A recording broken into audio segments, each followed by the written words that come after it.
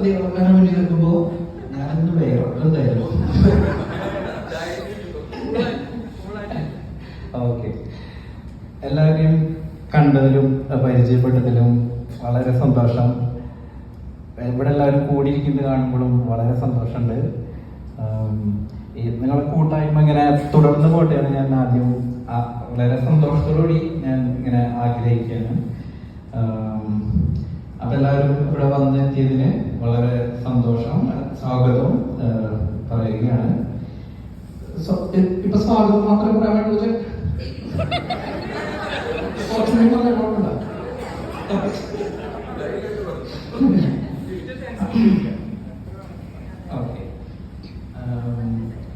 അപ്പോൾ എന്നോട് അമ്മ പറഞ്ഞിട്ട് 2 വാക്ക് സംസാരിക്കണം. അപ്പൊ ഞാനിങ്ങനെ ആലോചിച്ച് നോക്കിയപ്പോ പഴയ കുറച്ച് സംഭവങ്ങൾ ഞാൻ എടുത്തു പറയാം. അങ്ങനെ സാധാരണ ചെയ്യാറ്.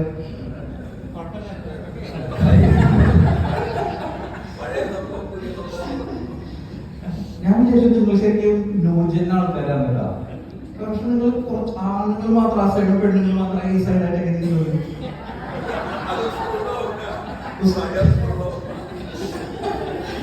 ശരിയല്ല, അതൊന്നും മാറ്റിക്കൂടെ?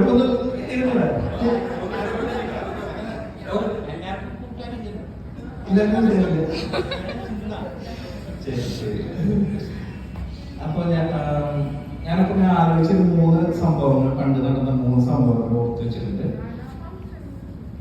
അപ്പൊ ഞാനത് ഓരോന്നോരോന്നായിട്ട് പറയാം. ആദ്യത്തെ സംഭവം ഞാൻ 4ാം ക്ലാസ്സിൽ പഠിക്കുമ്പോഴാണ്.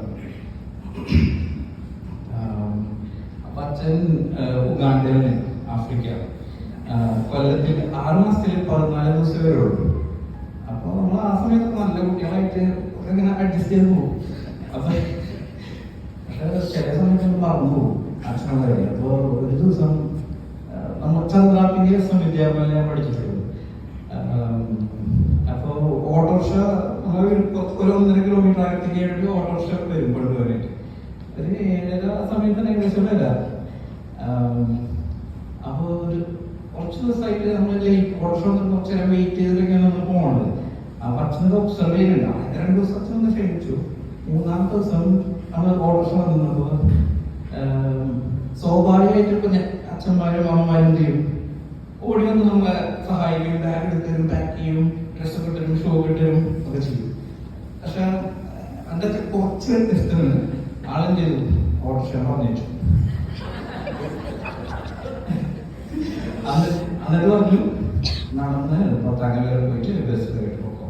ഞാനും ഇങ്ങനെ കൂടിയിട്ട് നാള് ഓട്ടോറിക്ഷ വിദ്യാഭ്യാസം കാണിച്ചു പോകുന്ന ആൾക്കാർ റോഡിലിറങ്ങി നടന്നപ്പോ ഭയങ്കര ചമ്മലും നാണക്കേടൊക്കെ ആയിട്ട് ഇങ്ങനെ ഓടും. എന്നിട്ട് ഒരു 200 മീറ്റർ പോയിട്ട് തിരിച്ചു വന്നു. എന്തായാലും ബസ് പോയിട്ടുണ്ടാവുക, തിരിച്ചു വന്നു. പക്ഷെ അതിനുശേഷം നമ്മൾ ഒരു സ്ഥലത്തേക്ക് വൈകി പോയിട്ടില്ല. അതോടുകൂടി നമ്മൾ ജീവിതത്തിൽ സ്ഥലത്ത് വൈകിട്ടില്ല. അതെ. 2ാമത്തെ കഥ, കോളേജില് ലാസ്റ്റ് ദിവസം മറ്റും അമ്മയും പറഞ്ഞു കൂട്ടുകാരെ വിളിച്ചു കൊണ്ടിരുന്ന. അപ്പോ ഒരു 5-6-8 കൂട്ടുകാരുണ്ടായിരുന്നു. അവരെ വന്നപ്പോ അച്ഛനമ്മ ഫുഡൊക്കെ ഉണ്ടാക്കി വെച്ചിട്ടുണ്ട്. പിന്നെ 2ആളെ കാണാനില്ല. പെട്ടെന്ന് എവിടേക്കും 2ആളും പോയി. അതിന്റെ ഫോണിൽ വിളിച്ചിട്ടെന്ന് പറയുന്നു. മേശപ്പുറത്ത് ചിക്കനൊക്കെ ഫ്രൈ ചെയ്തിട്ട് ഇരിക്കുന്നുണ്ട്. ഫ്രിഡ്ജിന്റെ അടുത്ത് ബീർ ഉണ്ട്. അപ്പൊ നമ്മുടെ കൂട്ടുകാർക്ക് കണ്ടാശം കണ്ണൊക്കെ വെള്ളമായിട്ട് എല്ലാവരും. പിന്നെ അച്ഛനമ്മയൊക്കെ വരുമ്പോ ഓരോ കട്ടിലിന് മുകളിൽ കിടന്നോക്കും, ഓരോ അടി കിടന്നോക്കില്ല. അത് നമ്മൾ പ്രൈവസി വന്നിട്ട് അച്ഛനമ്മയോട് പോയി. അതിന്റെ 2ാമത്തെ സംഭവം. 3ാമത്തെ സംഭവം, ഒരു പ്രാവശ്യം കോളേജില് ഒരു ചെറിയ പ്രശ്നമായിട്ട് സസ്പെൻഷൻ കിട്ടിയില്ലായിരുന്നു എനിക്കും എന്റെ കൂട്ടുകാരനും. അപ്പൊ അച്ഛനെ കൊണ്ടുവന്നിട്ട് കയറിയാൽ മതി എന്ന് പറഞ്ഞിട്ടുണ്ട്. സൗകര്യം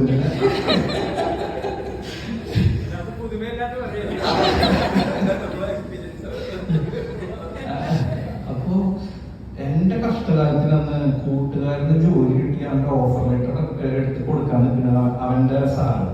നമ്മുടെ കയ്യിലൊന്നുമില്ലെന്ന്. അപ്പൊ അച്ഛനിങ്ങനെ മുമ്പിട്ട് ഇങ്ങനെ ഇരിക്കുന്നത് നമുക്ക് കണ്ടിട്ടുണ്ട്. അതിനുശേഷം അതിനെപ്പറ്റി ഒരു അക്ഷരം കൂടെ ചോദിച്ചില്ല, എന്തിനാണ് ഈ വർക്ക് ഉണ്ടാക്കിയത്, ഉണ്ടാക്കുക അല്ലെങ്കിൽ ഉണ്ടാക്കില്ല എന്ന് പറഞ്ഞിട്ടുണ്ട് കേട്ടോ. ഞാൻ ഈ 3 സംഭവത്തിലും വ്യത്യസ്തമായ ഒരു ക്യാരക്ടർ കാണും. ആദ്യത്തെ പ്രാവശ്യം ആ ഒരു സിറ്റുവേഷനെ ഫിക്സ് ചെയ്യാണ്ട് ആ വ്യക്തിയെ ഫിക്സ് ചെയ്യുന്ന ആ ഒരു ക്യാരക്ടർ. സാധാരണ ഞാനായാലും ചിലപ്പോ എന്റെ മക്കൾക്ക് ചിലപ്പോൾ ഹെൽപ്പ് ചെയ്തിട്ടായിരിക്കും പറഞ്ഞിരിക്കും. പക്ഷെ ഞാൻ നമ്മൾ ആ സിറ്റുവേഷനാണ് ഫിക്സ് ചെയ്യുന്നത്. നമുക്ക് ആ ഓണർഷിപ്പ് നമ്മളിൽ എത്തുന്നില്ല. ശരിയൊരു അച്ഛൻ്റെ ഏറ്റവും വലിയ കർത്തവ്യം എന്ന് പറഞ്ഞു കഴിഞ്ഞാൽ എനിക്ക് തോന്നുന്നു മകനെ പ്രാപ്തനാക്കുക എന്നുള്ളതാണ്. അപ്പോ അതച്ഛൻ വളരെ നന്നായി ചെയ്തു. അതിനുശേഷം ഞാൻ ഒരു സ്ഥലത്തും പോയിക്കില്ല, അതിന് മുന്നേ കറക്റ്റായിട്ട്. അപ്പൊ അതേ തീവ്രതയോടെ പെരുമാറുന്ന അച്ഛൻ്റെ വേറൊരു രൂപമാണ് രണ്ടാമത്തെ കേസിൽ കാണുന്നത്. അത്രയും ഫ്രണ്ട്ലിനെസ്സും കൂട്ടുകാരുടെ ഇടയിലൊക്കെ നമ്മൾ ബന്ധീകരമാണ് അച്ഛൻ കാരണം. അപ്പൊ അതിന് രണ്ടാമത്തെ കാണുന്നത്. മൂന്നാമത്തേലാണ് ചില നേരത്തെ ഒന്ന് ചീത്ത പറയേണ്ട കാര്യമില്ല, മിണ്ടാണ്ടിരുന്നാൽ മതി. അതായിരിക്കും ചീത്ത പറഞ്ഞേക്കാളും ഏറ്റവും അധികം നമുക്ക് കൊള്ളാം. അപ്പൊ മൂന്നാമത്തെ സംഭവം അങ്ങനെ. ഈ 3 സംഭവമാണ് ഞാൻ ഓർത്ത് ചെയ്തത്. പിന്നെ ഒരു ചെറിയൊരു കാര്യം, അത് എൻ്റെ ഒരു സമാധാനത്തിന് വേണ്ടി ഞാൻ പറയുന്നത്, നമ്മള് ജോലിയൊക്കെ കിട്ടി കുറച്ച് വലുതായി കഴിയുമ്പോൾ നമുക്ക് എല്ലാവർക്കും വരില്ല, ചില ആൾക്കാർക്ക് ഇതിൽ അഹങ്കാരമൊക്കെ വരും. അങ്ങനെ ഒരു അഹങ്കാരം എനിക്കും വന്നിട്ടുണ്ടായിരുന്നു. അച്ഛനെ കുറച്ച് ബുദ്ധിമുട്ടിച്ചിട്ടൊക്കെ ഉണ്ട് ആ സമയത്ത്. ചെറുപ്പത്തിലൊന്നും ചെയ്തിട്ടുണ്ട്, ചെറുപ്പത്തിൽ ചെയ്തതിനേക്കാൾ വലുതായിട്ടും ചെയ്തിട്ടുണ്ടാവും. അപ്പൊ അച്ഛനെ നമ്മൾ ക്ഷമിക്കണം. നിങ്ങൾ ആരോഗ്യം ഞാൻ ഇതിനെ തുറന്നു പറയുമ്പോൾ ഇവിടെ നിന്ന് പറയേണ്ട കാര്യമാണ്. പക്ഷെ അതെനിക്കൊരു ശിക്ഷയാണ് എന്ന് ഞാൻ വിശ്വസിച്ചുകൊണ്ടാണ് ഞാൻ പറയുന്നത്. ഇത് പറഞ്ഞു കഴിഞ്ഞോട് ഞാൻ ഫ്രീ ആയി. കാരണം എന്റെ അച്ചാച്ചൻ മരിച്ചപ്പോ കരയാനാണ് ഞാൻ. അപ്പൊ എനിക്ക് അച്ഛൻ മരിച്ചു കഴിഞ്ഞാൽ എനിക്ക് കരയാൻ വയ്യ. പിന്നെ ഞാൻ എന്നോട് ഫ്രീയാണ്. അപ്പൊ അച്ഛൻ എന്നോട് ക്ഷമിക്കണം എന്ന് പറഞ്ഞ് ഹാപ്പി ബർത്ത്ഡേ. എല്ലാവർക്കും വന്നതിന് ഒന്നുകൂടി നന്ദി പറഞ്ഞ് നിർത്തുന്നു. Thank you.